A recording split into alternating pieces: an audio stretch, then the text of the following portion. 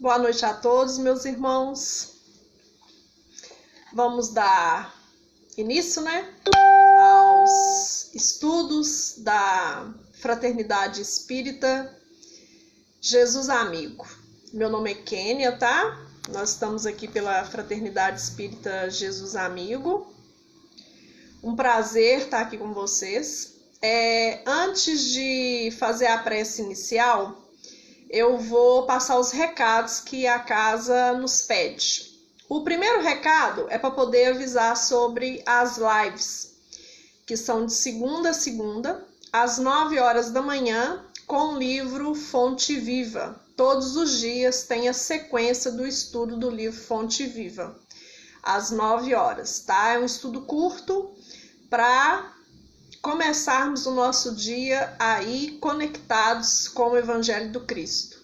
Às 20 horas, que é agora, nós temos o estudo do Evangelho segundo o Espiritismo, que também é uma sequência do Evangelho segundo o Espiritismo. A casa também tem um atendimento fraterno, que está sendo destinado a qualquer pessoa que se encontre em aflição de qualquer natureza, independente de religião, credo ou idade. E está sendo, via Facebook, via Instagram, então é só enviar a mensagem. E toda quinta, às 19h30, acontece o estudo sistematizado da doutrina espírita. Online. Quem quiser, envie os dados pelas mensagens, inbox, que a casa vai entrar em contato. Tranquilo? E qualquer outra dúvida, também envie mensagem. Vou fazer a prece inicial, para iniciarmos o estudo da noite. Vamos fechar os nossos olhos, abrir as nossas mentes e os nossos corações, para podermos receber nessa noite tudo que a espiritualidade já preparou. A lembrança desse evangelho, para colocarmos em nossos corações e vivenciá-lo no nosso dia a dia. Que possamos ser luz, transmitir luz, sermos irmãos e caminharmos como irmãos. Que assim seja. Então, vamos lá. O estudo de hoje, nós iremos iniciar o capítulo 19 do Evangelho do Espiritismo, que é A Fé Transporta Montanha. E hoje eu irei falar do item 1 a 5, que fala sobre o poder da fé. E Kardec, ele começa, ele nos traz logo lá no início o Evangelho de Mateus, capítulo 17, 14 a 21. O que fala esse capítulo 17 nesses versículos? Fala do homem que vai até o Cristo e pede ao Cristo para ele curar o seu filho, que os seus discípulos não haviam conseguido curá-lo, O homem vai, eu pedi os seus discípulos e eles não conseguiram. E aí, o Cristo pergunta aos discípulos, os discípulos perguntam ao Cristo, por que não podemos nós outros expulsar esse demônio? Por quê? Quando o Cristo viu a necessidade daquele homem, aquela aflição daquele homem, pedir ao Cristo para curar o seu filho, o Cristo o cura a criança de imediato. E os discípulos perguntam a ele, por que nós não conseguimos e você conseguiu? E o Cristo responde para eles, por causa da vossa incredulidade. Pois em verdade vos digo, se tivesseis a fé do tamanho de um grão de mostarda, direis a essa montanha, transporta-te daí para ali, e ela se transportaria. e nada vos seria impossível. Então, o motivo daquela cura que não aconteceu foi a falta de fé, a incredulidade que os discípulos ainda tinham neles mesmos. E Kardec, no item 2, ele já vai e fala da confiança que o homem tem nele mesmo, né? O homem, ele tem de confiar nele, nós temos de confiar em nós, mas acima de tudo confiar em Deus. E essa confiança em Deus, ela tem de ser maior do que nós. Mas se nós não conseguirmos confiar em nós, né, saber da nossa capacidade, nós não iremos conseguir agir. A nossa ação vai ser limitada. Foi o que aconteceu aqui com os discípulos. Né? Nós não conseguiremos o quê? Passar pelas montanhas, né? Kardec fala, né? As montanhas. Lá ele fala que essas montanhas que nós temos de transpor, que nós temos de atravessar, são as nossas dificuldades, as nossas resistências, os vícios, e ninguém consegue fazer isso sem confiar em si mesmo. Isso é um quê? É um trabalho interno, né? É de dentro para fora. Assim como a fé. A fé é uma coisa de dentro para fora. Kardec nos fala também sobre a nossa presunção. Ele chama a atenção do homem, né? Ele fala da confiança, a confiança que o homem tem de ter nele, mas acima de tudo em Deus primeiro. E também fala da nossa presunção, que é o quê? A nossa autoconfiança demais, que acaba virando o quê? Excesso de vaidade. E aí o orgulho vai e prevalece, né? Aí então você confia tanto em você, que aí você vai e esquece de quê? Esquece do divino, esquece do espiritual. E aí a presunção, ela já é diferente da confiança. E isso tem de ser um conjunto. Quando Cristo falou para os discípulos que foi a incredulidade deles que não deixaram, não permitiram que eles curassem aquela criança, né, que foi levada até a eles, aí você vê que eles não confiavam neles. E aí tem aqueles homens que já confiam em excesso demais neles. E a confiança, ela tem de ser primeiro divina, né? A confiança maior, ela tem de ser divina, e depois em nós mesmos, porque nós somos uma parte divina. Nós somos, né, filhos de Deus. E um dia seremos o quê? Seremos Cristo, assim como Jesus. Hoje estudando o Evangelho de Jesus e amanhã, né, sermos Cristos, sermos evoluídos para sermos Cristo. Agora, o que é uma fé? Nós temos esse conceito direito, né? Esse conceito, ele é bem definido dentro de nós. Como que é ter fé? Né? Por que dessa fé? Né? Se tiveres a fé de um tamanho de um grão de mostarda, né? Nós temos a parábola do grão de mostarda, que o Cristo também nos contou. Aqui ele compara a fé que os discípulos deveriam ter tido no momento daquela cura, daquele pedido de cura, né? Se eles tivessem aquela fezinha do tamanho de um grão de mostarda, eles teriam conseguido curar a criança. E a incredulidade deles não deixaram. E a fé?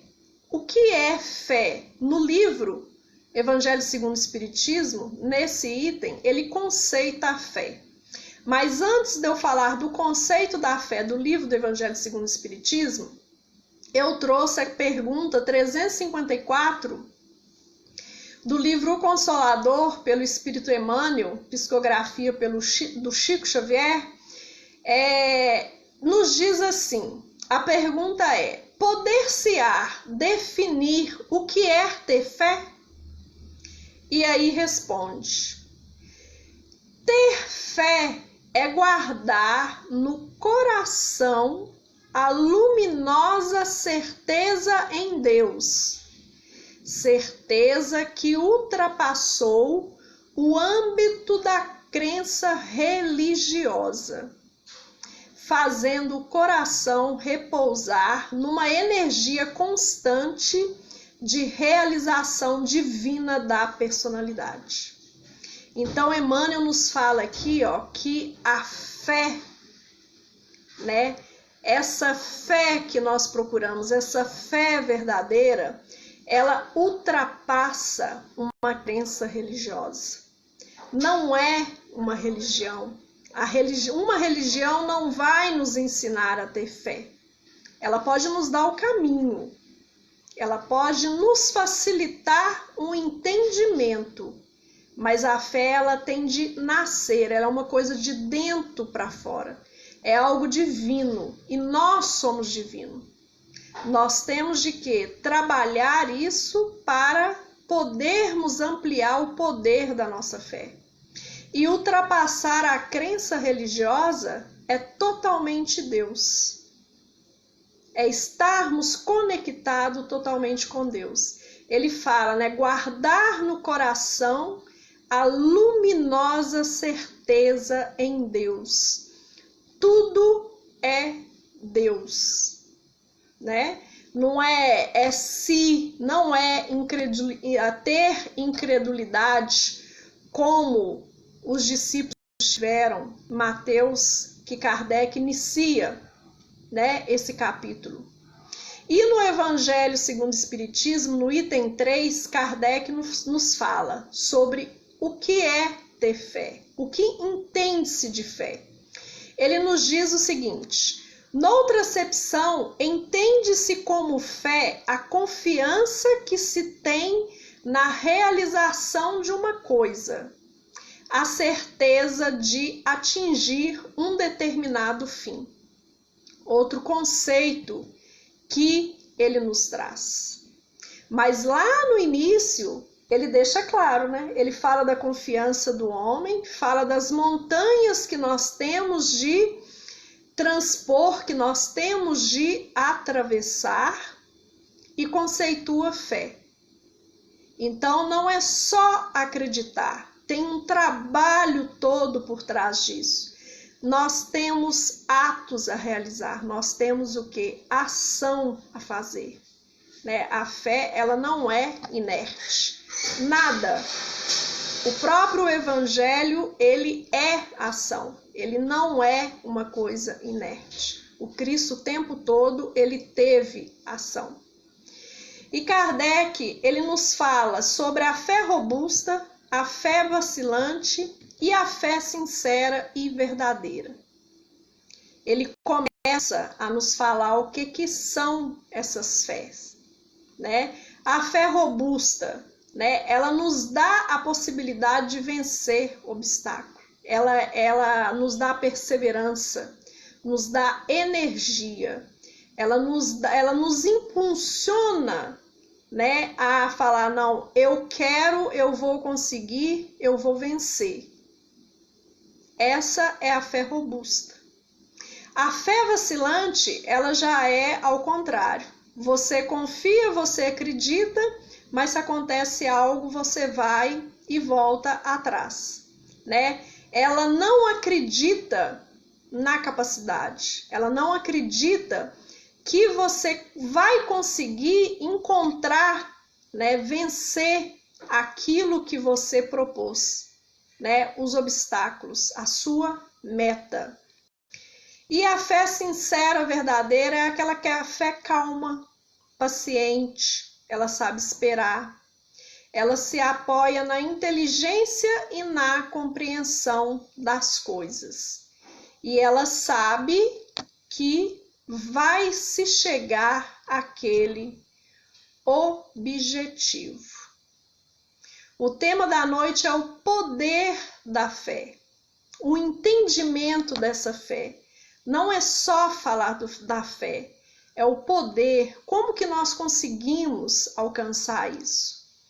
No item 5, Kardec explica sobre essa fé que ele trouxe de Mateus, aonde os discípulos não conseguiram curar aquela criança que o pai levou até eles. Ele nos explica que essa fé que faltou nos discípulos para que aquilo acontecesse, para que a cura acontecesse, ela é uma fé aonde tem uma ação magnética. Coisas atrás dela. Não é só falar, eu tenho fé, eu acredito, eu vou conseguir. Né? A fé é uma ação, né? É movimento. Tanto é que nós temos de transpor as nossas montanhas, nós temos de atravessar as nossas montanhas. E nós não iremos transpor essas montanhas, atravessar essas montanhas, o quê? Inerte. E Kardec fala no item 5, o homem, para ele poder ter aquela fé que faltou, eles teriam que agir sobre o fluido, o agente universal.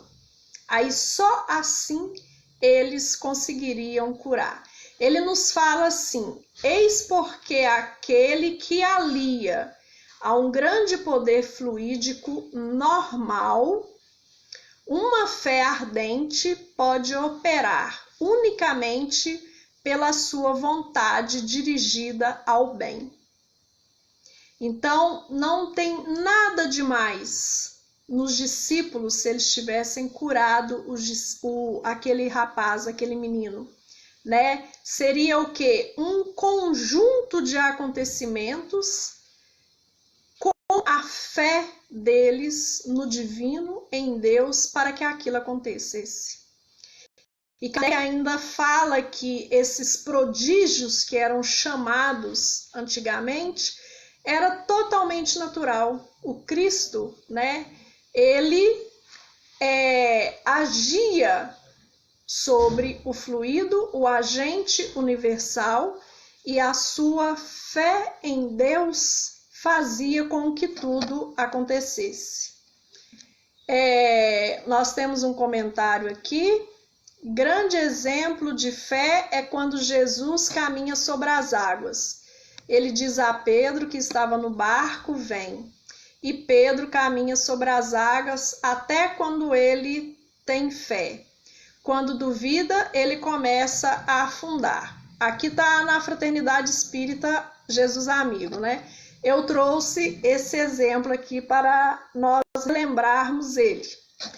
Obrigada. Nós vamos conversar sobre ele aqui. Então, se a fé, ela é um conjunto, né? A fé, ela é acima de uma religião, ela é o nosso... foi o Ebert. Entregou o Ebert, se ele estava escondido por aí, ele acabou de aparecer. Se a fé, ela é um conjunto, né? Ela ultrapassa a religião, o âmbito da crença religiosa. Então, como eu vou conseguir trabalhar a minha fé? Como eu vou saber se eu realmente tenho fé? E que fé é essa que existe em mim, dentro de mim? Nós já conseguimos definir a nossa fé? Se nós realmente temos fé, a robusta, a vacilante, a sincera e a verdadeira, Amanhã o nosso irmão que vai fazer o estudo da noite vai falar sobre a fé cega e a fé raciocinada, né, que é uma sequência de estudos. Nós conseguimos, nós sabemos, você, meu irmão, você consegue identificar que fé existe dentro de você? Na própria questão, na própria pergunta do livro Consolador, na 354 que eu já trouxe aqui, quando o Emmanuel responde: poder-se-á definir o que é ter fé?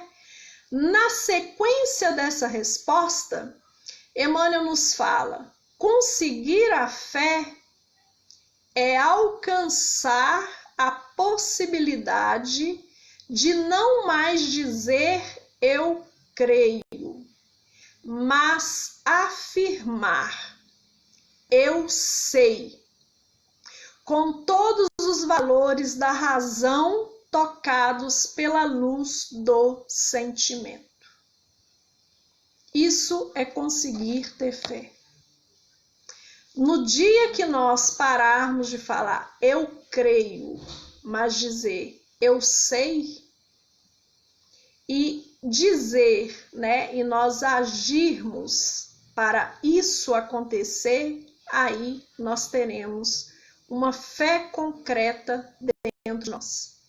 Não vai ser mais aquela fé vacilante, aquela fé que qualquer coisa que aconteça, nós vamos começar a questionar a vontade de Deus. A vontade de Deus, ela não é questionada, ela é aceita, né? Nós não temos capacidade de ir contra a vontade de Deus. A vontade de Deus, ela é única. Ele é o Pai, né? E a fé, a pessoa que tem verdadeira fé, ela não crê, ela sabe. Ela tem absoluta certeza e ela trabalha, ela age para aquilo até acontecer mais rápido, dentro do tempo de Deus, mas ela trabalha para aquilo. Sabe esperar? Sabe, mas ela trabalha para aquele acontecimento, para tudo que está acontecendo ao seu redor, ser o quê? Conforme a vontade de Deus, e aceita a vontade de Deus, porque sabe que a vontade de Deus é a melhor que é tudo de bom que vai acontecer entre nós. Então, eu sei, né? Eu não acredito, eu não acho, eu acho que vai dar certo. A fé, ela é isto, ela ultrapassa a religião. Ela se coloca nos braços de Deus, no coração de Deus, né? E aí você deixa de crer e aí você sabe.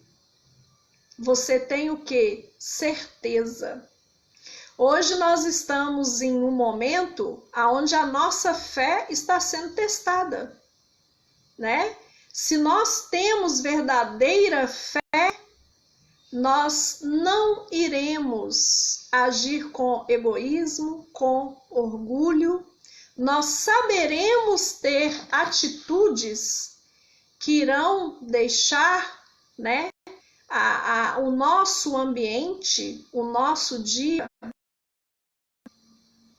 porque não vai adiantar se rebelar. Nós temos de ter fé que vai passar e falar, eu sei que vai passar e já está passando. Emmanuel continua respondendo a pergunta 354, que isto, quando você fala eu sei, isso significa a humildade redentora. Humildade redentora. Coisa que em muitos de nós ainda está longe, né? A humildade.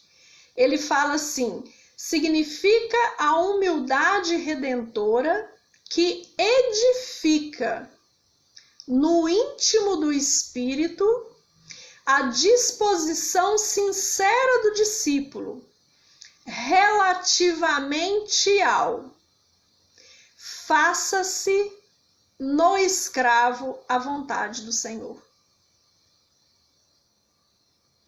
Então, o nosso edifício, ele vai estar o quê?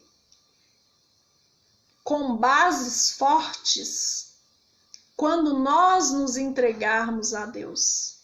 Faça-se no escravo a vontade do Senhor. Nós somos os instrumentos do Senhor. Nós somos os seus filhos. Nós estamos aqui para poder evoluir, para poder crescer, um ajudando o outro, cumprindo o seu mandamento de amor. E a fé, ela é isso. É deixar de eu acredito, mas você fica ali parado, esperando. Eu acredito que Deus vai me ajudar. Isso vai acontecer, mas você está o quê? Inerte. Nós temos de agir. Nós temos de transpor essas montanhas, nós temos de subir essas montanhas. E é somente com ação. É somente o quê? Trabalhando. Trabalhando como escravo do Senhor, sim. Porque nós somos os seus instrumentos. O nosso corpo, tudo é emprestado. Até voltarmos ao Pai.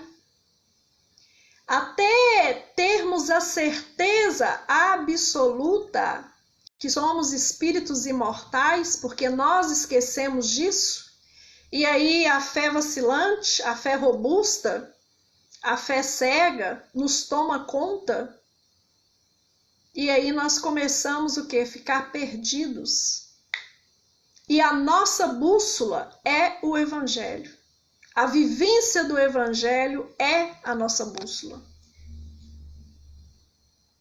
E Tiago, capítulo 2, versículo 18, ele nos diz: mas dirá alguém, tu tens a fé, e eu tenho as obras. Mostra-me a tua fé sem as tuas obras, e eu te mostrarei a minha fé pelas minhas obras. Ação, meus irmãos. Ação. Nós não iremos conseguir sermos exemplos de fé, nós iremos falar sobre o pai da fé aqui agora nesse estudo, se nós não agirmos.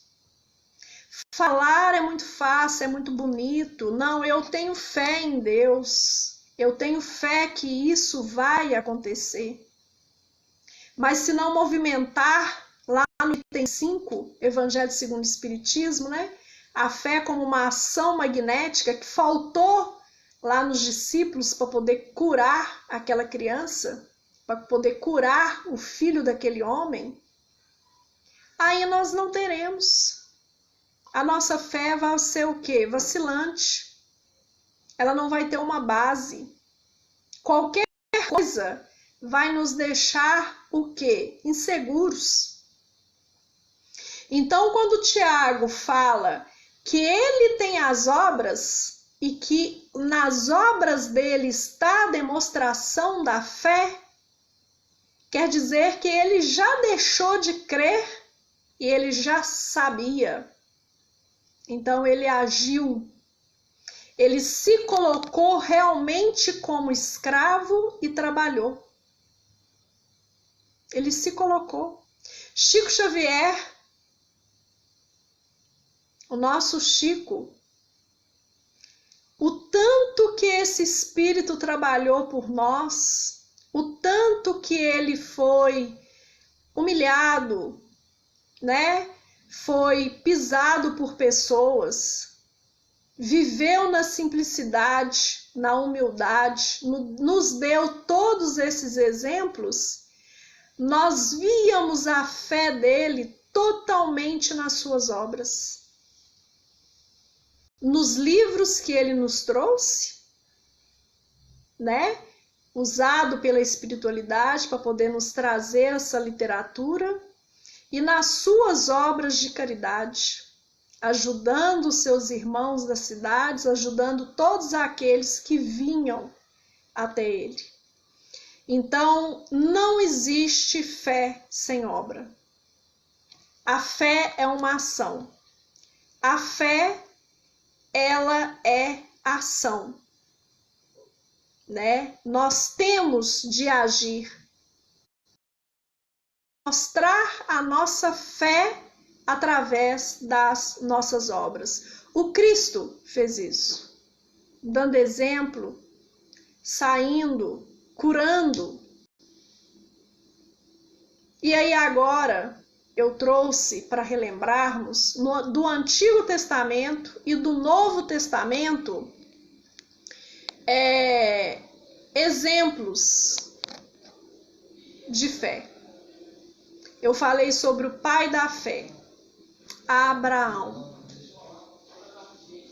né? Ele foi chamado o pai da fé. Começou lá quando o Senhor foi até ele e falou: sai da tua terra, da tua parentela e da casa de seu pai para a terra que eu te mostrarei.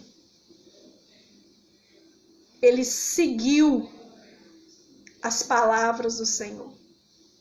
E o Senhor o prometeu: e far-te-ei uma grande nação, e abençoar-te-ei, e engrandecerei o teu nome, e tu serás uma bênção. Quem de nós hoje iria ouvir um chamado e largar tudo para poder seguir aquele chamado? Abraão, ele foi considerado o pai da fé. Com tudo que aconteceu nele, ele não vacilou, ele continuou firme nas leis do Senhor. Ele foi até o fim. Ele seguiu tudo que foi o quê? Pedido a ele. Isso é na Gênesis capítulo 12, versículo 1 e 2. E na Gênesis, no capítulo 22, também versículo 1 e 2, o próprio Senhor fala da tamanha fé que aquele espírito tinha em suas leis. Foi quando o Senhor pede para ele sacrificar o seu único filho. E Abraão vai e sacrifica o seu único filho. Só que no momento do sacrifício, na cabeça dele, ele ia sacrificar aquele seu único filho, seu filho amado. O Senhor diz a ele: eis-me aqui. Toma agora o teu filho, o teu único filho, Isaque, a quem amas, e vai-te à terra de Moriá, e oferece o holocausto sobre uma das montanhas, que eu te direi. E lá, o Senhor, na hora que ele serve aquelas palavras, ele não deixa Abraão sacrificar o seu filho. Ele diz que aquele homem é um homem de fé, que ali já bastava para ele. Eis porque Abraão, chamado o pai da fé, exemplo, né, para todos os profetas, né, o pai Abraão, aquele que nos ensinou. Então, essa fé, ela é toda um trabalho. Como diz Emmanuel, não é questão de religião, ela transcende a religião. A fé é Deus, a fé é única. E lá no Antigo Testamento também, para podermos ampliar o nosso conceito de fé, em 1 Reis, versículo 18, 31 a 35, nós vamos relembrar Elias, quando ele se coloca a Baal para poder mostrar que o único Deus, o Deus dele, era o mais poderoso, né? Ele usa o quê? As 12 pedras, que eram as 12 tribos de Jacó, e ele usa água para poder fazer um altar. Tem todo um trabalho, e ali aquela água o quê? Se transforma em fogo. A certeza de Elias, que ele tinha no Deus único, que ele iria estar ali naquele momento para provar a todos, né, a sua bondade, a todos o seu poder, era tão grande que ele usa água e a água se transforma em fogo. Hoje, né, século 21, na maioria das vezes, se nós tropeçarmos, nós colocamos a culpa em Deus. E nós temos os nossos irmãos anteriores a nós, desde o Antigo Testamento, com todas aquelas dificuldades que nos dão exemplos enormes de fé.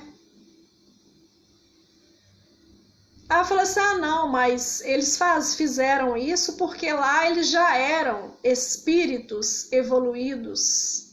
Lembrando que nós evoluímos de acordo com as nossas reencarnações. E nós poderíamos estar lá no Antigo Testamento também, e hoje estamos aqui. E ainda não aprendemos o que é fé. Então, só porque nós encontramos irmãos que na época do Cristo deu exemplos que nós falamos, opa, eu não conseguiria fazer isso, era espírito evoluído, sim. Mas com as suas limitações igual nós somos. Hoje nós somos espíritos evoluídos, sim. Mas ainda estamos a caminho da evolução maior. E tudo é um aprendizado. Transcende religião. É Deus. E na medida que nós vamos reencarnando, o nosso conceito de Deus vai se aprimorando. Nós vamos o quê? Deixando os vícios, adquirindo as nossas virtudes, que estão o quê? Dormindo dentro de nós. Então, não é para qualquer um ter fé que uma água vai virar fogo. E mais ainda, conseguir fazer, né, esse prodígio. Usavam muito essa palavra, né, esse prodígio naquela época. Mas sabemos que foi o quê? Obra de Deus. A fé de Elias fez com que aquilo acontecesse, que ultrapassou tudo. E agora no Novo Testamento nós trazemos a nossa mãe Maria, Maria de Nazaré, recebendo a visita do anjo Gabriel, uma criança. Eis aqui a serva do Senhor, cumpra-se em mim segundo a tua palavra. E o anjo ausentou-se dela. Maria, a nossa mãezinha, ela simplesmente recebeu o convite e aceitou. Ela se prostrou, ela se colocou como serva.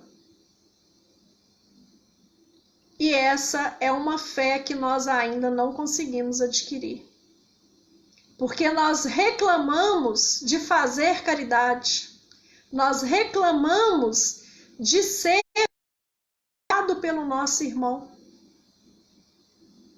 né? Porque paz para nós é ficar quieto e ninguém incomodar. Nós não gostamos de ser incomodados. E ser escravo do Senhor, ter essa fé baseada nesse conceito, eu sou serva do Senhor, eu sou o seu instrumento, é uma fé mais apurada. Não é uma fé qualquer. Porque nós sabemos, nós temos certeza absoluta na vida futura, que nós estamos trabalhando, caminhando para tudo se melhorar.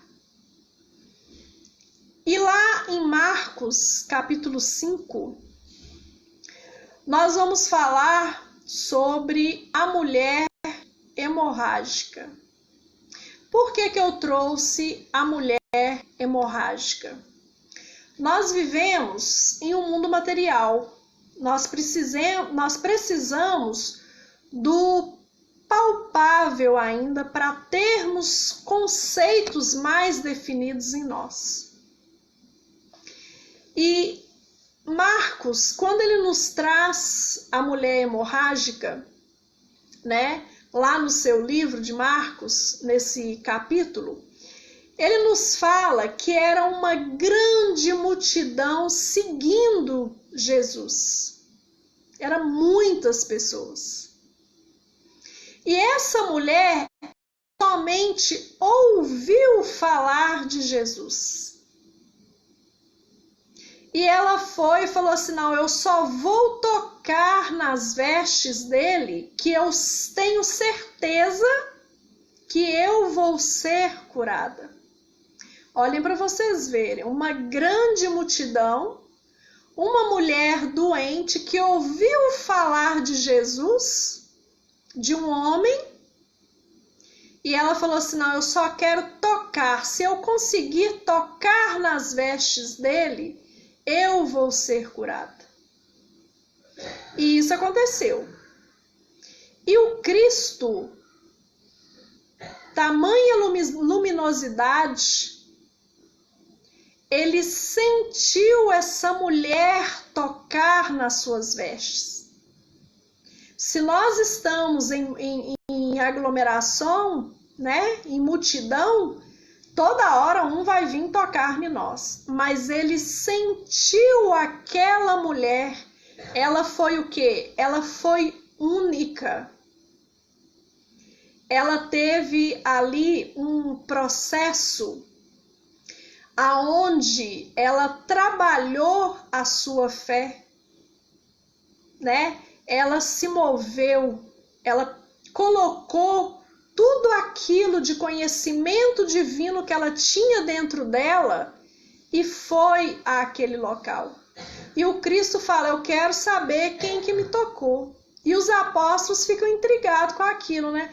Nossa, mas aqui tem muita gente que está tocando.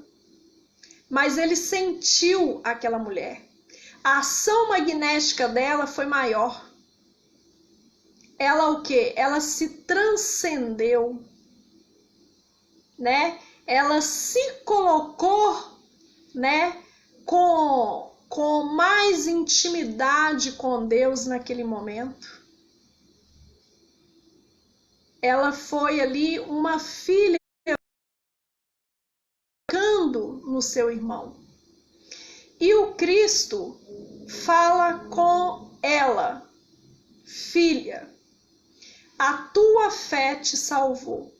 Vá em paz e ser curada deste teu mal. O Cristo não falou, fui eu que te curei. Ele falou, a tua fé. Então, a cura partiu de dentro dela. A vontade partiu de dentro dela. A ação foi de dentro para fora. E ela conseguiu tocar o Cristo. O Cristo, Deus, ele sempre nos diz, vou até parafrasear o Anderson, que deu o ciclo de palestra lá na FEIGA agora, ele falou assim, Deus, ele fala, vinde a mim, ele sempre está com nós, mas nós temos de ir até ele, querer ir até ele.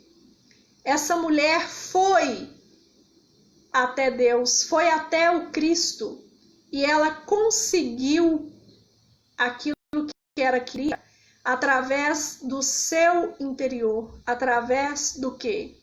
Da sua fé. E ela conseguiu fazer aquilo com o quê? Tocando nas suas vestes. Aí agora eu quero colocar uma atenção maior na fé, no poder da fé e as vestes do Senhor. Porque eu trouxe aqui, que o Ebert tinha tocado, sobre o Pedro andar sobre as águas, que está lá em Mateus capítulo 14, versículo 29 a 36. Pedro, os discípulos veem Jesus andando sobre as águas e Pedro vai até ele. E aí ele no meio, o Pedro vacila. A sua fé foi vacilante. Ele vai e começa a afundar. E Jesus o coloca de novo sobre as águas. E aí no final do versículo eu vou ler porque quando isso acontece, vem uma outra ação sobre aquilo, né? Sobre aquele efeito que teve Pedro andar sobre as águas, afundar, e o Cristo o ajudar a voltar a andar sobre as águas. Porque o Cristo fala para ele, ó homem de pouca fé, por que duvidastes? Né? Ou pouca fé, você está duvidando de mim, você está duvidando daquilo que eu já te dei? Aquilo que eu já exemplifiquei? E aí Mateus continua. E quando os homens daquele lugar o conheceram, por que o conheceram? Nós vamos ver. Mandaram por todas aquelas terras em redor e trouxeram-lhe todos os que estavam enfermos. E rogavam-lhe que ao menos eles pudessem tocar a orla da sua roupa. E todos os que a tocavam ficavam sãos. Mateus fala ali que ali eles conheceram Jesus. E aí, fazendo esse estudo, eu fui aprofundando mais. O estudo primeiro é para nós, depois para vocês, né? E nós ficamos felizes em levar o evangelho até vocês. Eu falei assim, mágica, a fé dela a curou, mas ela somente tocou nas vestes do Senhor. Aqui Pedro andando sobre as águas, depois que eles veem isso, Mateus fala, eles conheceram Jesus. E aí, quando eles conheceram, todos queriam tocar nas suas vestes para se curarem. E aí, pesquisando o Evangelho, lá em Números, capítulo 15, versículo 38 a 40, o Senhor, ele fala como deve ser as vestes das pessoas daquela época.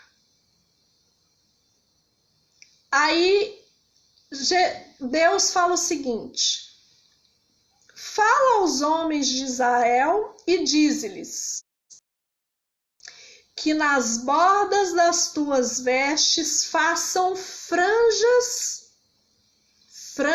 pelas suas gerações, E nas franjas das bordas ponham um cordão de azul. E as franjas vos serão para que, vendo-as, vos lembreis de todos os mandamentos do Senhor e os cumprais. E não seguireis o vosso coração, nem após os vossos olhos, pelos quais andais vos prostituindo, para que vos lembreis de todos os meus mandamentos e os cumprais, e santos sejais a vosso Deus. Então a roupa daquela época foi o próprio Senhor que pediu para poder fazer daquele jeito. E lá na borda daquela roupa, ali tinha um significado enorme, né? Ali, né, vendo-as, lembreis do mandamento do Senhor. Aquela visão, aquele impacto de olhar para uma borda, fazia com que a pessoa se remetesse ao divino, lembrasse dos mandamentos do Senhor. Então tinha um significado enorme. E hoje em dia nós queremos andar com menos roupa possível, né? A roupa naquela época era uma honra, né? As bordas ali arrastando no chão era uma honra, era uma alegria.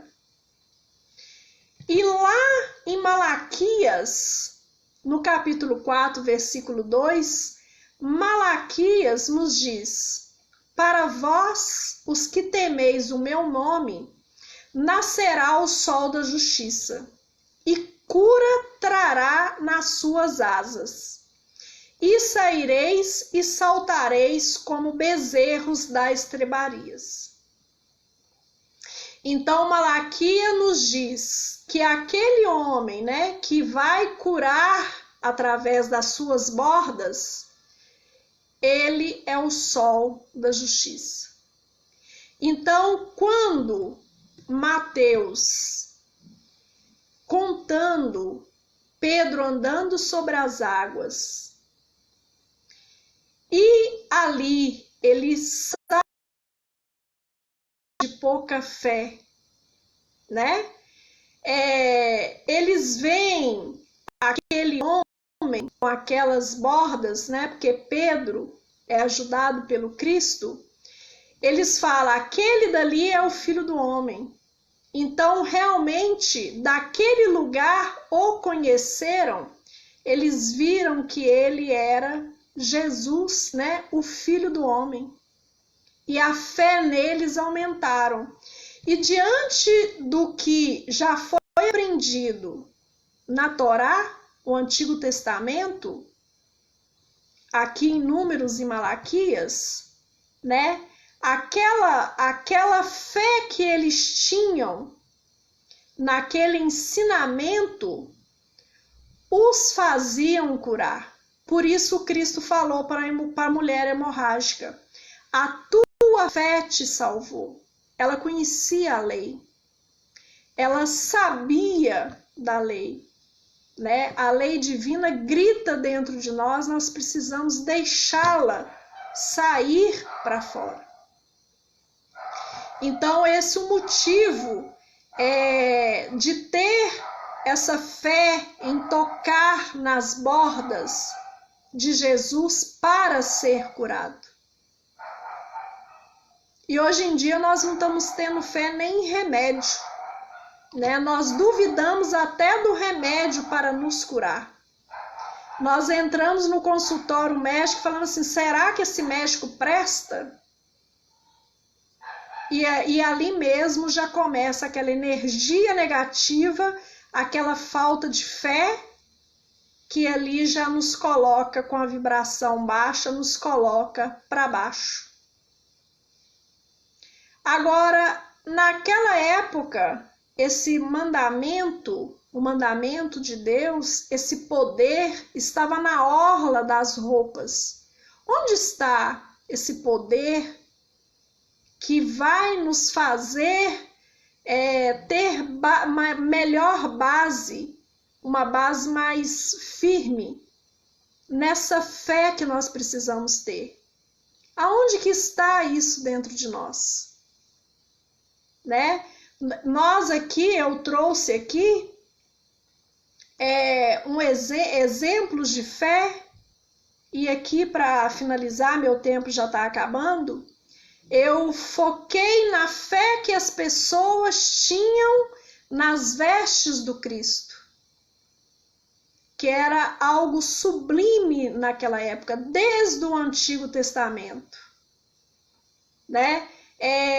O rei Davi, quando ele fica frente a frente a Saul, que era o seu inimigo, e Saul foi o primeiro rei de Israel, e sucessivamente depois Davi foi o rei, fala assim, ó, o seu inimigo está aí, você pode fazer com ele o que você quiser. Davi não fez nada mais, nada menos com Saul do que cortar a borda das suas vestes, porque aquilo ali seria uma desonra. E a desonra era tanta que Davi se entristeceu quando ele cortou as vestes de Saul, porque aquelas vestes tinham um significado divino, tinham um poder divino para cada pessoa, né? Ela era feita conforme a lei de Deus, conforme o pedido de Deus. E eles tinham fé na lei de Deus. Tinham não, tem fé na lei de Deus.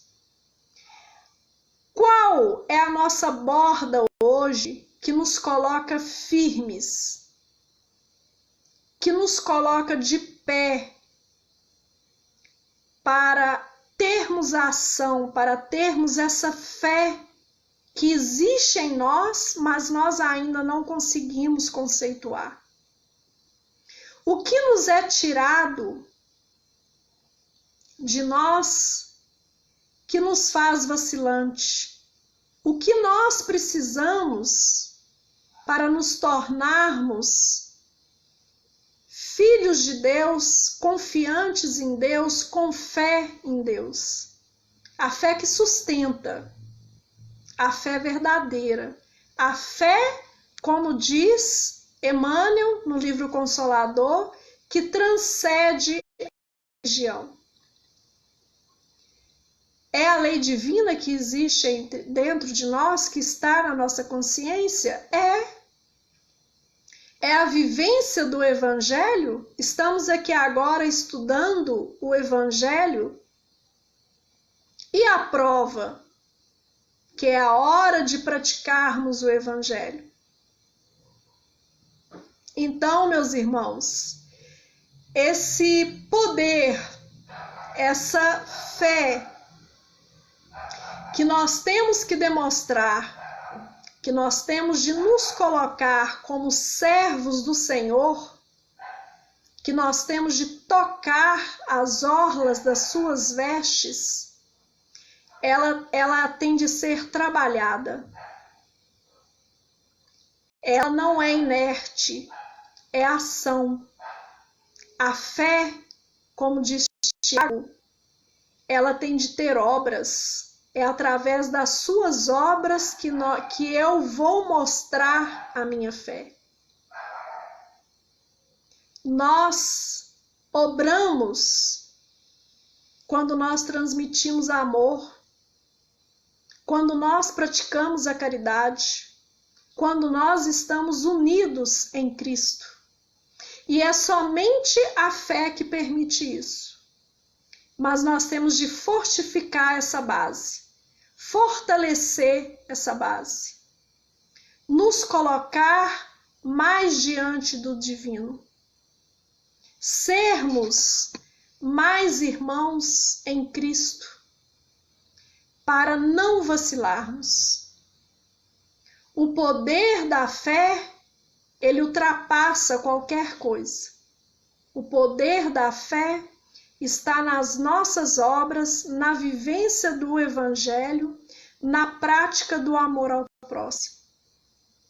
E eu trouxe aqui a orla das vestes, né? Que era uma honra, que era um poder de Deus, que eles viam ali o poder de Deus. É o amor que existe dentro de nós. Nós não podemos permitir que ninguém arranque isso de dentro de nós. A nossa essência é divina. A nossa fé é divina. Ela tem que ser trabalhada. Ela tem de ser até estudada para realmente, na nossa prova, nós conseguirmos transpor essas montanhas que mais ainda, mas Deus, mais Cristo sabe que nós vamos ser vencedores. Eles sabem que nós vamos conseguir. Eles têm fé em nós. Eles esperam as nossas obras. E as nossas obras é vivenciar o Evangelho. Eu agradeço a todos pela paciência de estar ouvindo. Já ultrapassei o meu horário.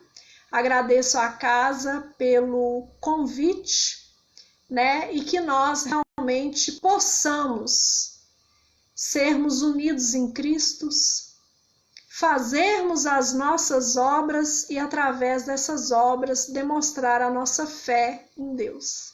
Eu vou fazer a prece final agora. Pai de amor e luz e bondade, agradecemos a Ti por estarmos reunidos em Teu nome. Agradecemos a Ti por receber bênçãos, por receber amor, por receber luz e paz. E agradecemos mais ainda a oportunidade de darmos tudo aquilo que recebemos aos nossos irmãos. Que assim seja. Boa noite a todos, que a paz do Cristo esteja conosco.